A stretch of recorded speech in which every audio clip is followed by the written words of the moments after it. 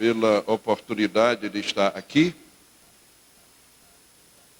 Minha gratidão a Deus pelas boas palavras do pastor Ricardo Miguel, seu testemunho, seu pedido, enfim, tudo de bom que ele diz a nosso respeito,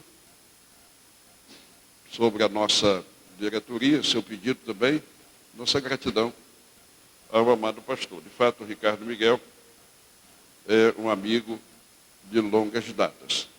Também minha gratidão a Deus pela presença dos amados diretores. Alguns já tiveram que voltar. Também minha gratidão a Deus pelos pastores que se reuniram conosco à tarde. Foi um número bastante expressivo.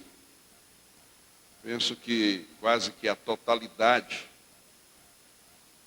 do pessoal da pastoral que faz esta regional, somados a pastores de outras regiões, de modo que foi uma presença bastante expressiva dos amados que formaram conosco um grande encontro na tarde de hoje. A maioria já retornou, mas aqui há uma representação ainda muito importante, e eu quero dizer a minha gratidão aos senhores também que permanecem conosco para esta realização da noite. Também dou graças a Deus pelo que acabamos de ouvir, a palavra de Deus, o testemunho, e tudo nos traz alento, encorajamento e edificação. Eu estava ali assentado pensando, meu Deus, o que é que eu vou dizer depois desse dilúvio de bênçãos, né? E a chuva descendo aí também, né? Muito forte, né? E a palavra aqui, jorrando com alegria, pastor ali aqui, é sempre ungido, né? Sempre na graça, e isso nos traz alento e muita edificação. Mas nós vamos continuar na presença de Deus, e o Senhor vai continuar nos abençoando. Digam amém? Amém. Louvado seja Deus. Vamos abrir a Bíblia Sagrada no livro dos Atos dos Apóstolos, no capítulo de número 20. Vamos ler os versos do 22 até ao 25. São palavras do apóstolo Paulo, palavras que se constituem em parte do discurso que ele pronunciou aos obreiros da igreja que estava na cidade de Éfeso, em um encontro que eles realizaram na cidade de Mileto. Nos diz assim a palavra de Deus: e agora, eis que, ligado eu pelo Espírito, vou para Jerusalém, não sabendo o que lá me há de acontecer, senão o que o Espírito Santo de cidade em cidade me revela, dizendo que me esperam prisões e tribulações.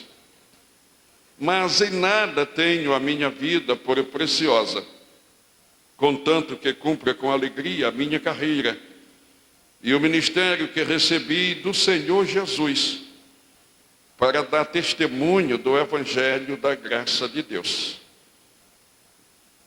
E agora, na verdade, sei que todos vós, por quem passei pregando o reino de Deus, não vereis mais o meu rosto. Quem diz amém? Amém.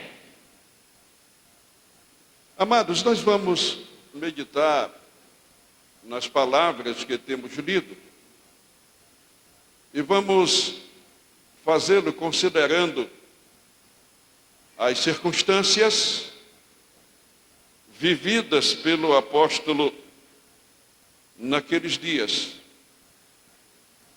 vamos meditar na palavra lida também, considerando quem as pronunciou, para que possamos entender ainda mais o valor destas palavras. São palavras sagradas, são palavras que nos instruem, são palavras que nos ensinam, são palavras que nos edificam. E quero confessar para os amados que estas palavras, elas têm falado muito intensamente comigo, e eu tenho buscado entendê-las, e tenho buscado também a transmiti-las à amada igreja do Senhor Jesus, em muitos lugares por onde tenho passado. Pensando em quem pronunciou estas palavras, não há segredo. Quem fez o discurso foi Paulo, o apóstolo.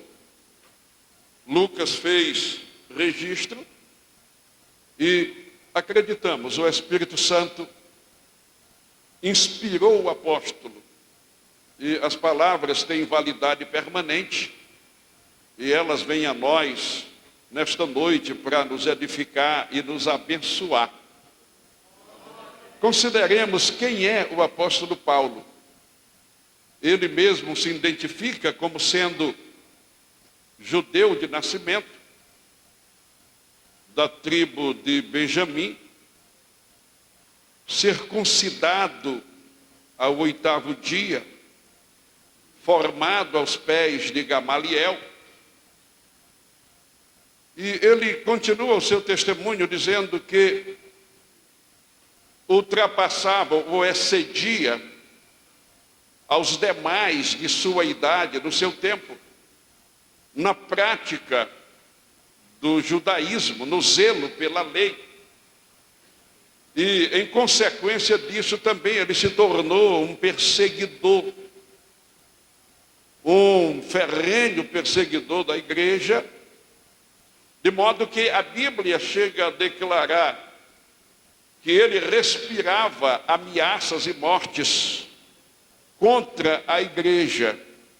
Posso entender que para o apóstolo Paulo, a missão como perseguidor era o seu grande motivo de vida. Ele seguia resoluto na sua missão de perseguir, de cidade em cidade, prendendo, açoitando, participando de martírios, inclusive.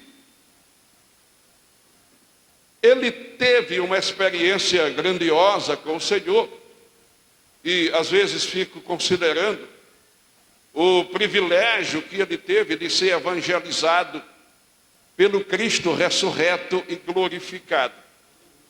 Penso que ninguém entre os irmãos teve a ousadia de procurar a Saulo de Tarso para transmitir para ele a mensagem da redenção em Cristo. Ele era temido, ele era reconhecido, de fato, como um ferrenho perseguidor. Porém, o Cristo ressurreto e glorificado o evangelizou.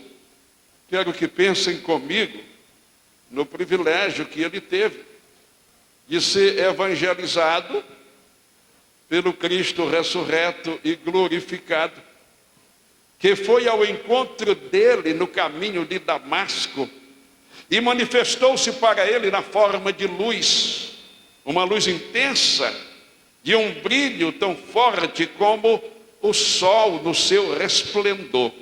E ainda mais do que o brilho do sol no seu resplendor, pois ele ficou cego por conta da intensidade daquela luz. Ele caiu por terra e o Senhor não apenas manifestou o brilho da sua luz, o Senhor também falou com ele E vocês conhecem a história. O Senhor disse: Saulo, Saulo, por que me persegues? E então ele, já prostrado sobre a terra, ele já começa a experimentar uma mudança, pois ele indaga: quem és, Senhor? Não era habitual para Saulo chamar alguém de Senhor, principalmente uma pessoa desconhecida. Porém, naquele momento ele percebia que havia uma autoridade superior, alguém mais forte, alguém maior, falava com ele. Então ele diz: quem és, Senhor?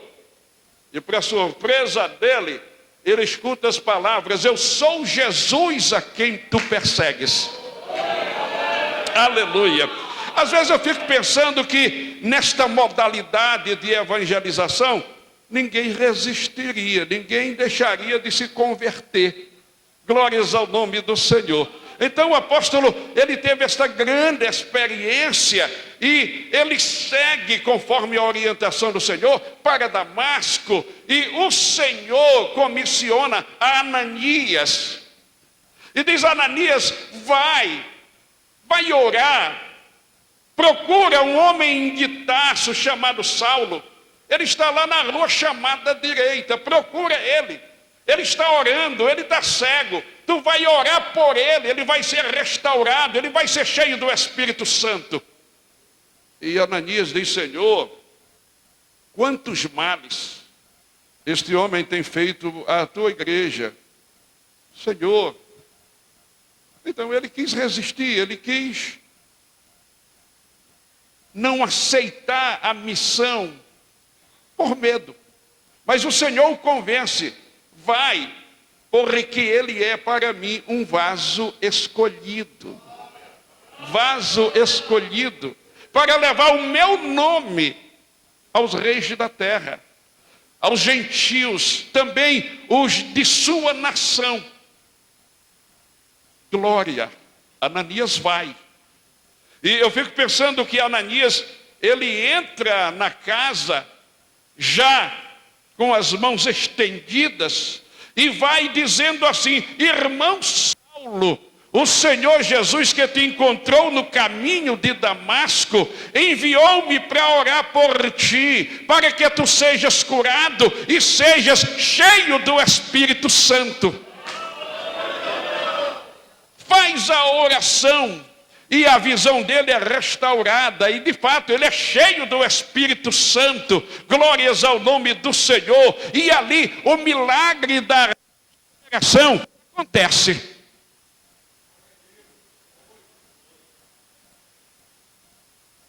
Lembro-me das palavras de um grande pregador, Rubens Lopes. Ele dizia assim: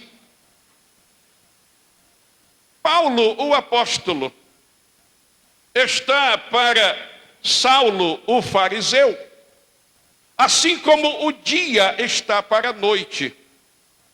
A larva que se metamorfoseia em borboleta e o punhado de areia que se converte no soberbo vitral são contrastes inexpressivos diante da transformação que ocorreu na vida de Saulo. Sua conversão foi radical e instantânea. De fato, o milagre da transformação aconteceu naquele mesmo dia. De fato, ele foi um vaso escolhido. E vamos pensar ainda um pouquinho sobre a vida daquele homem, seu ministério, seu trabalho, sua vida de cristão.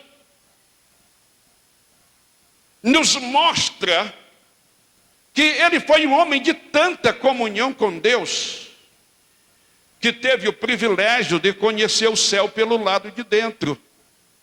Ele foi arrebatado até o terceiro céu e viu coisas inefáveis que não podem ser contadas aos mortais. Devo lembrar que o apóstolo João, que recebeu de Deus tantas visões e revelações, a tudo ele pode contar. Ele ouviu, ele viu, fez registro, ele contou. Posso acreditar que Paulo viu mais do que João, pois ele viu tanto que não teve a permissão para contar. E a igreja ainda hoje canta, mas metade da glória celeste jamais se contou ao mortal. Jamais se contou ao mortal. Jamais se contou ao mortal. Paulo viu coisas inefáveis que nós não podemos ver, não podemos ouvir. Aquele apóstolo, ele foi um homem tão preparado pelo Senhor para cumprir a missão de vaso escolhido, que se observamos suas pregações, suas escritas, suas realizações, podemos entender que ele recebeu do Senhor, sabem, aqueles dons espirituais sobre os quais ele fala aos irmãos coríntios.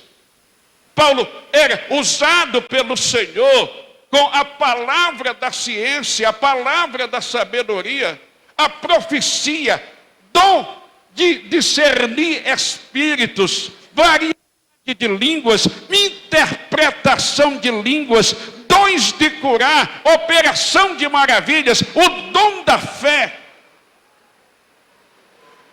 Se consideramos os feitos daquele homem, no ministério que o Senhor lhe concedeu, podemos ver todas essas manifestações de dons espirituais.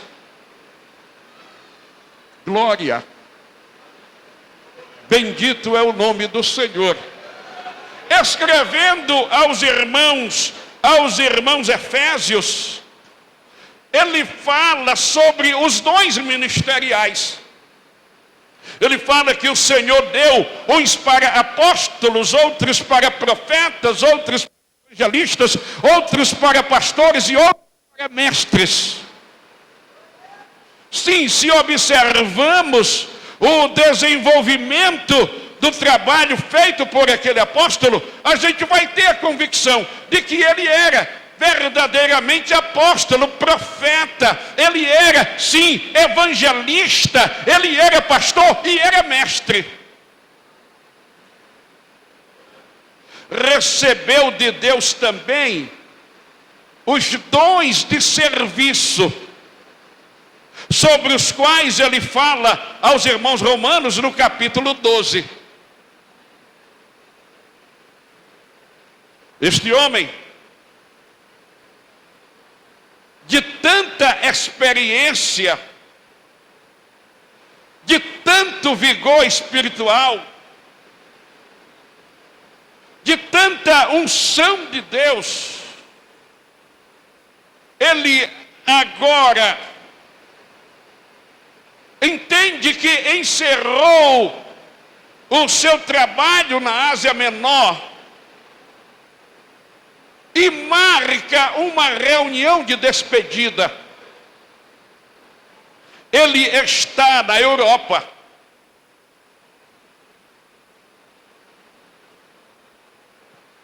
E toma a atitude de ir para Jerusalém.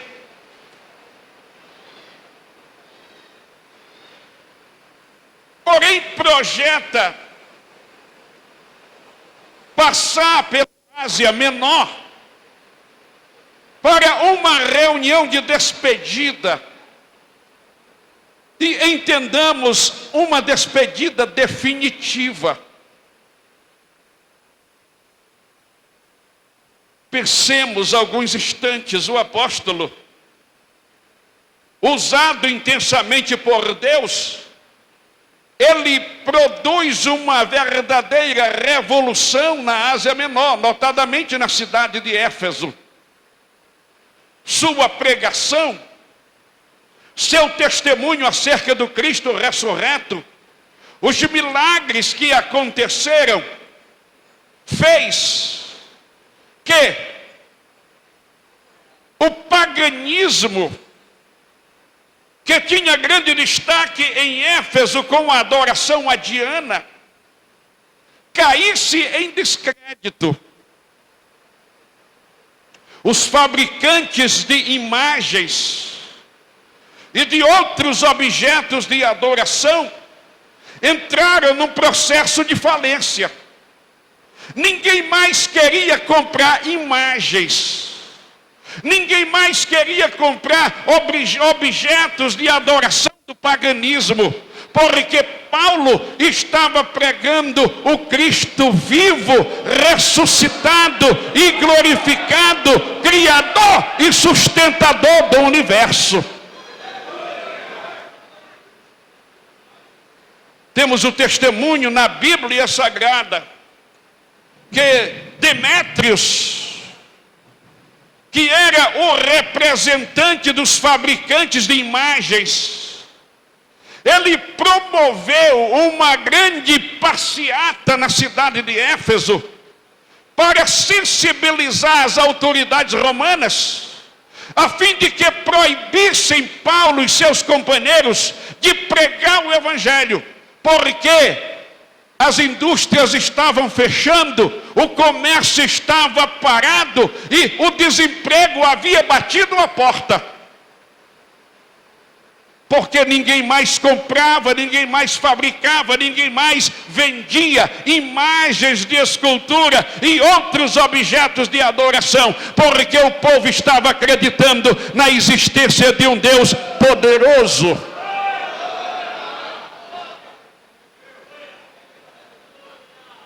Agora ele vai se despedir da cidade, das demais cidades, ele vai se despedir da Ásia Menor. Ele marca uma reunião em Mileto. Ele está vindo da Europa, especialmente da Macedônia. Ele vai para Jerusalém. E lá na cidade de Mileto, reunido com os obreiros da igreja da cidade de Éfeso, ele faz o seu discurso de despedida.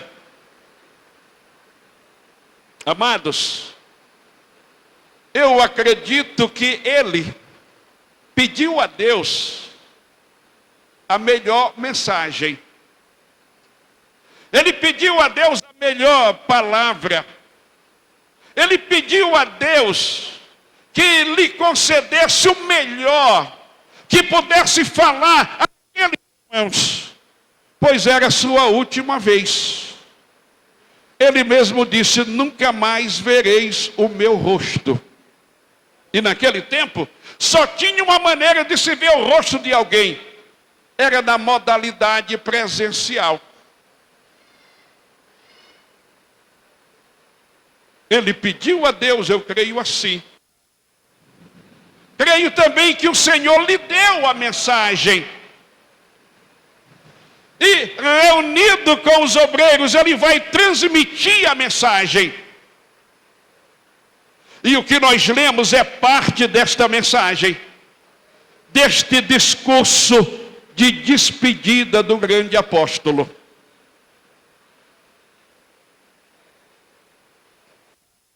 Pensemos um pouquinho nas circunstâncias. Ele está indo para Jerusalém e ele ouviu da parte do Senhor que em Jerusalém ele seria preso. Em Jerusalém ele seria castigado. Em Jerusalém ele haveria de sofrer grandes tribulações. Vejamos a atitude de adoração daquele apóstolo. Sua disposição voluntária de servir ao Senhor com fidelidade, independentemente das circunstâncias. Ele chega a dizer Estou indo para Jerusalém, não sabendo exatamente o que lá vai acontecer a mim, senão aquilo que o Espírito Santo tem falado para mim, de cidade em cidade, dizendo que lá eu experimentarei prisões, eu serei vítima de muitas tribulações.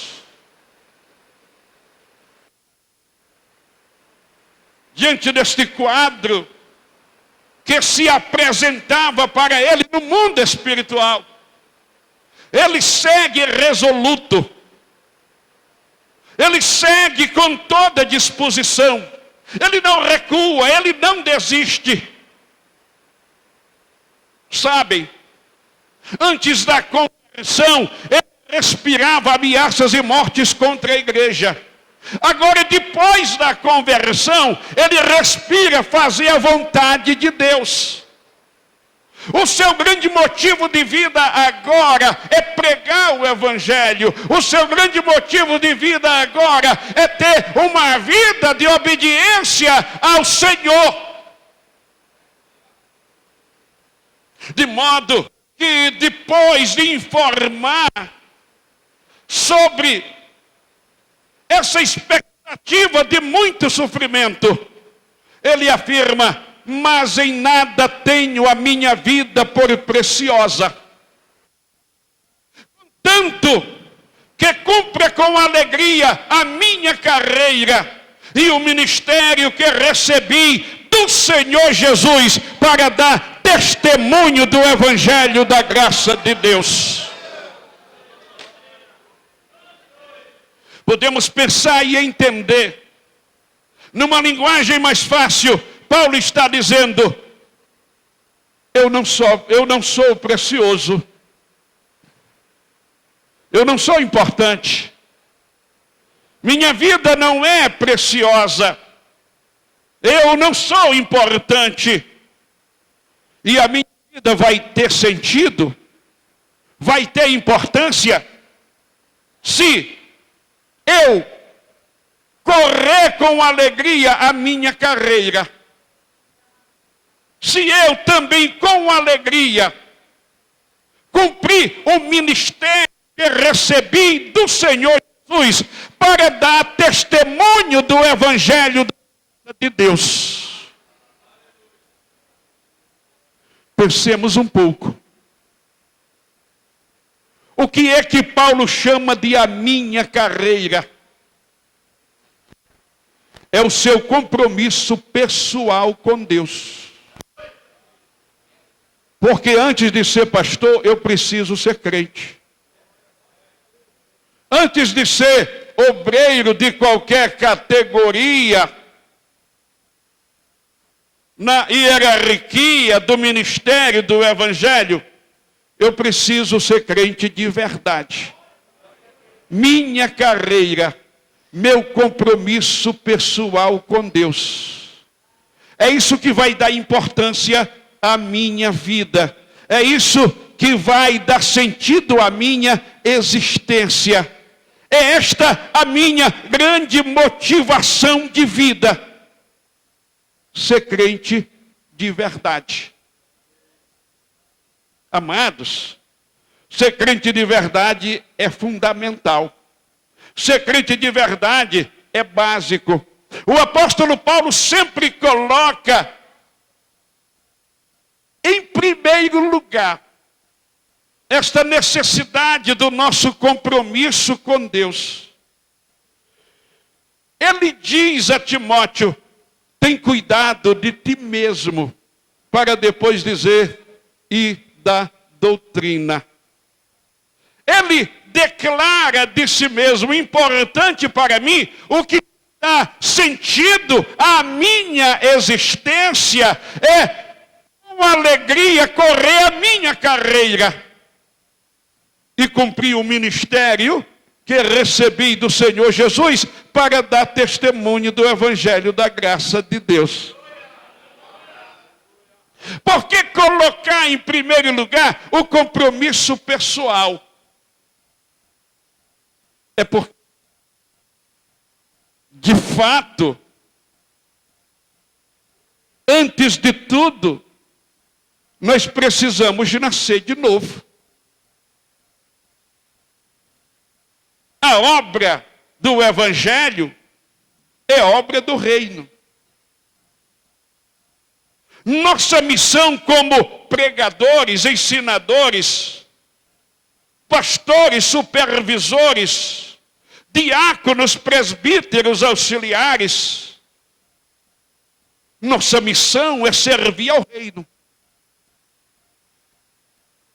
Vamos lembrar rapidamente das palavras de Jesus?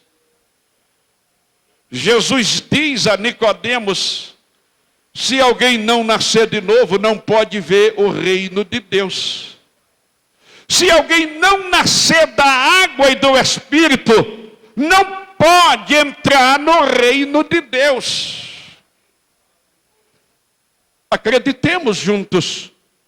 Quem não nasceu de novo, quem não é uma nova criatura comprometida com o Senhor, pode tentar, mas não faz a vontade de Deus. Pode se esforçar, mas não alcança. Pode dar a partida, mas não segue. Pode fazer planos, mas não executa.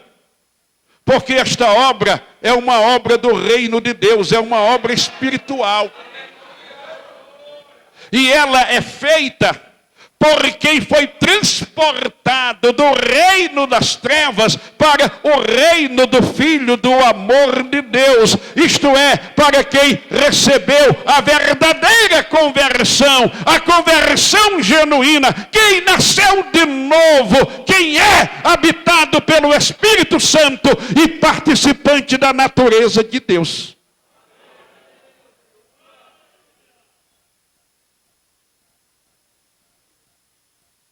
Interessante também pensar. Já notaram que o apóstolo não diz o meu ministério? Ele diz o ministério que recebi do Senhor Jesus. Ora, Paulo, que era apóstolo, profeta, evangelista, pastor e mestre, que recebeu de Deus os dons espirituais, ele não ousa dizer meu ministério.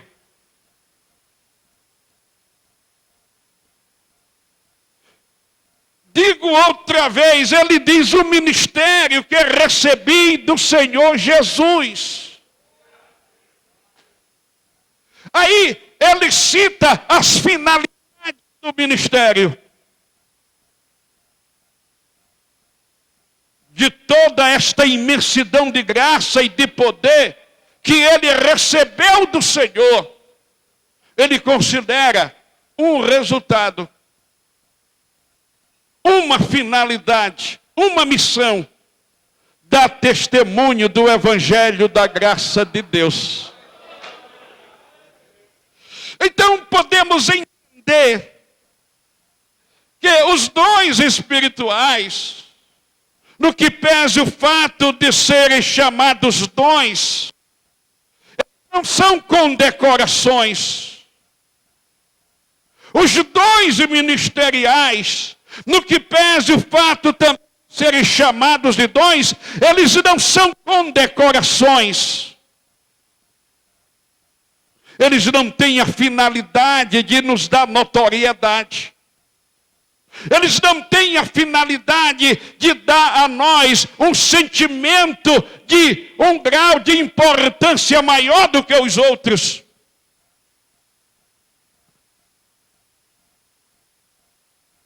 Como o apóstolo Pedro diz muito bem, mas vós sois a geração eleita, vós sois a nação santa, vós sois o sacerdócio real, vós sois o povo adquirido,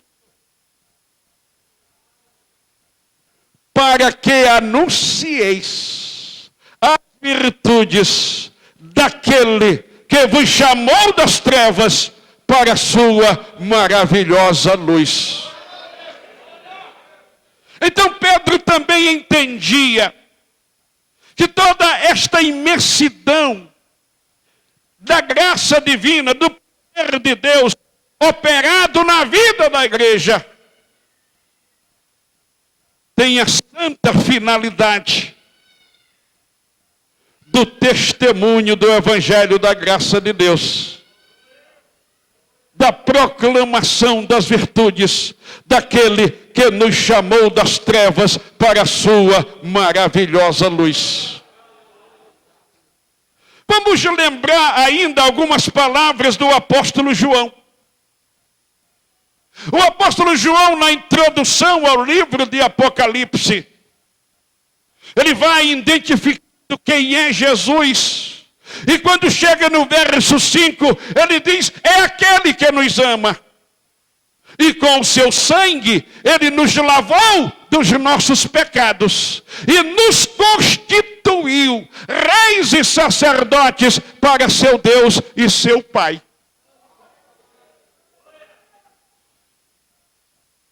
Quero que pensem comigo na grandeza deste privilégio. Ser lavado pelo sangue de Cristo. O Senhor mesmo nos lavou dos nossos pecados. E nos lavou com o seu próprio sangue. Quero que pensem, que considerem. E que sejam gratos. O Senhor nos lavou dos nossos pecados com o seu próprio sangue. Aleluia. Digam assim comigo, o Senhor nos lavou dos nossos pecados com o seu próprio sangue. Vamos individualizar. O Senhor me lavou de meus pecados com o seu próprio sangue. Onde estão os lavados pelo sangue de Cristo? Levanta as duas mãos aos céus e glorificam ao nome do Senhor. O Senhor nos lavou. O Senhor nos lavou. O Senhor nos lavou.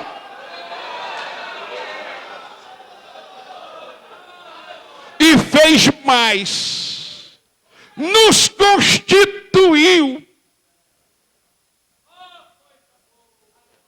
reis e sacerdotes para seu Deus e seu Pai.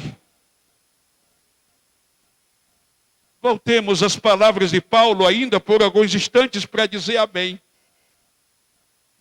No verso 28. Ele diz, olhai, pois, por vós.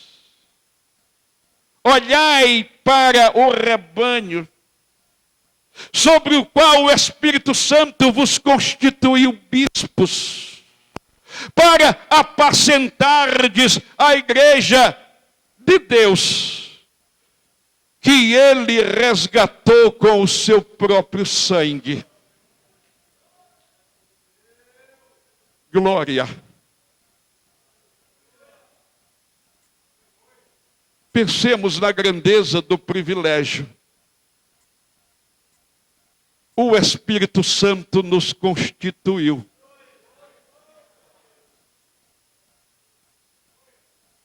O Espírito Santo nos constituiu. Você já parou para pensar na importância de ser alguém constituído pelo ser divino? Pensa comigo, numa imensidão incontável de seres inteligentes, seres humanos e seres angelicais, não tem como contar. É uma imensidão incontável. E do meio desta imensidão incontável, o Senhor me encontrar, o Senhor encontrar você, lhe escolher, lhe constituir e colocar no lugar certo para fazer a sua obra.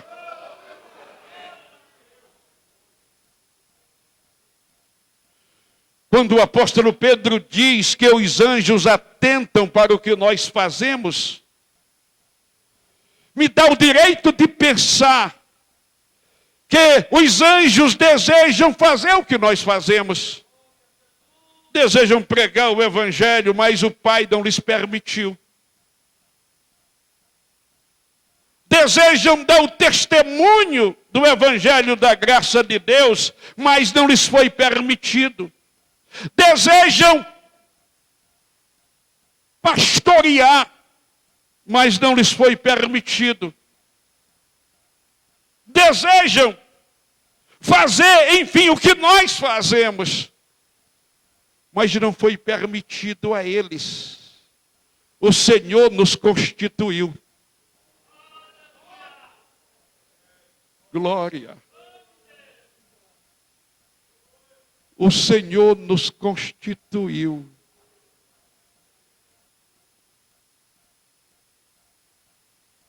Às vezes fico pensando assim,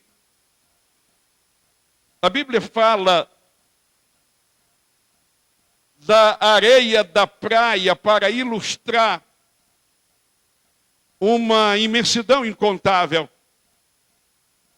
E às vezes fico pensando, um punhado de areia das dunas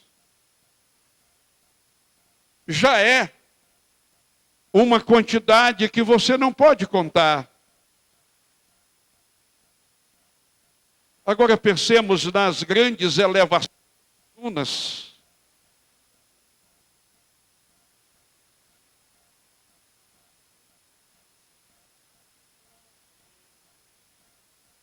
Ilustra bem a imensidão dos seres inteligentes. E do meio desta imensidão o Senhor nos procurou, nos garimpou, nos tomou nas suas próprias mãos, nos lavou com o seu próprio sangue, nos batizou com o seu Espírito, nos deu dons,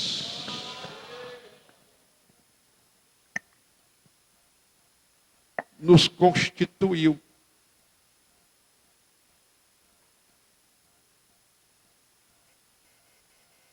Não é demais para nós? Não é demais para mim? Não é demais para você?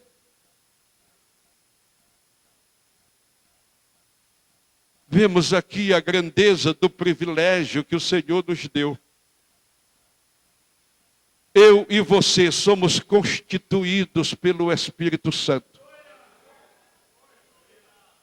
Mas consideremos também, para encerrar, que paralelamente a este grandioso privilégio, há também uma grandiosa responsabilidade, a grandiosa missão. E Paulo diz, a missão de pastorear a igreja que o Senhor resgatou com o seu próprio sangue. E não é demais dizer, a nossa responsabilidade é cuidar da menina dos olhos de Deus.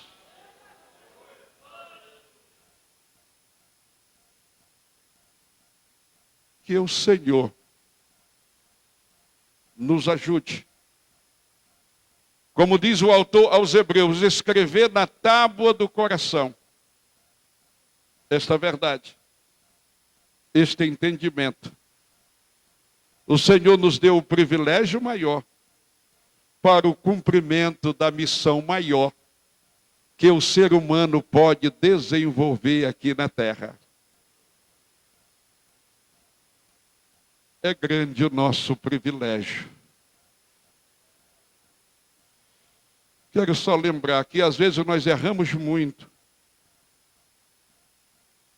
em considerar de pouca importância o que o Senhor nos deu para fazer. Amados, para mim, no meu entendimento, o que o Senhor nos deu para fazer é tão sublime, é tão precioso, é de tanta valia.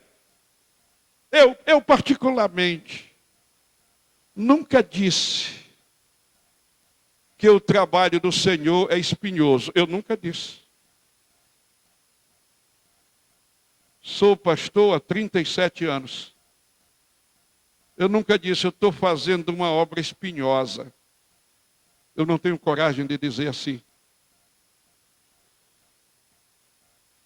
O que eu aprendi a dizer ainda quase menino foi, se o trabalho não desse trabalho, não precisava de nós. Se o trabalho não desse trabalho, eu não tinha sido constituído para fazer o trabalho. Para mim não é espinhoso, para mim é glorioso.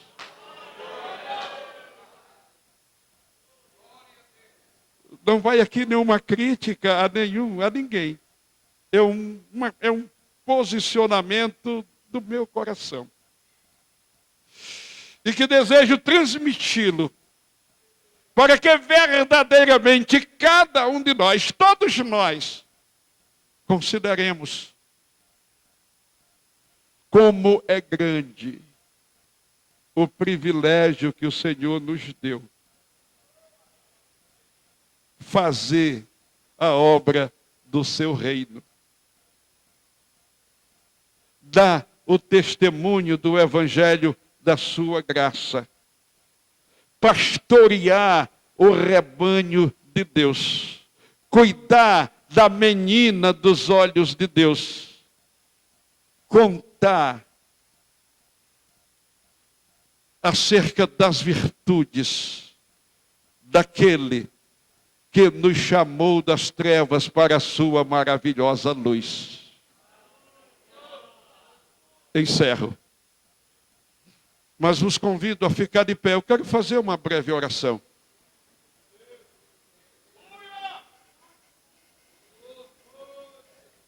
Eu vou fazer um segundo pedido. Vamos dar as mãos. Você aí, dá a mão à pessoa do seu lado. Glória. Glória. Você que é lavado pelo sangue de Cristo, levanta essas mãos unidas assim, levanta. Você que é constituído pelo Espírito Santo, fecha aí os teus olhos. Você que reconhece a grandeza do privilégio de servir a Deus, abre a tua boca para agradecer. Exalta o nome de Cristo. Louva o nome do Senhor. Bendiza o Senhor. Ele te purificou. Ele te lavou com o seu sangue. Glória. Exalta com alegria. Exalta mais alto. Exalta com mais fervor. Exalta. E anderrandei manarraias. E anderrande vala manarraias.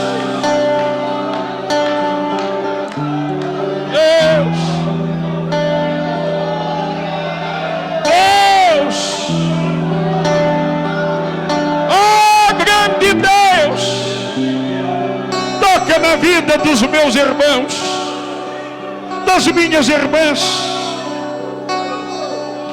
Toca em nossas vidas nesta noite mais uma vez. Senhor, nos reveste. Senhor, nos renova. Senhor, nos concede dons, autoridade, poder, capacidade para fazer a obra do teu reino. E muita convicção, Senhor, da grandeza, do privilégio e da responsabilidade que o Senhor nos deu. Aleluia!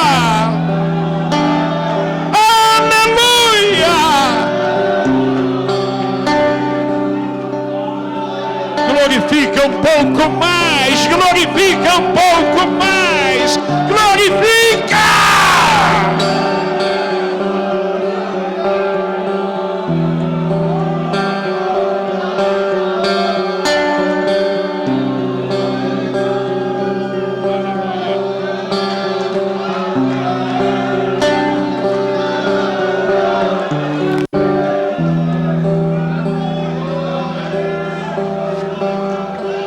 Aleluia, levante suas duas mãos ao céu. Abra sua boca por um minuto e dê glória ao Senhor. Seja cheio da presença do Senhor. Pastor, também glorifica o Senhor, exalta o Senhor.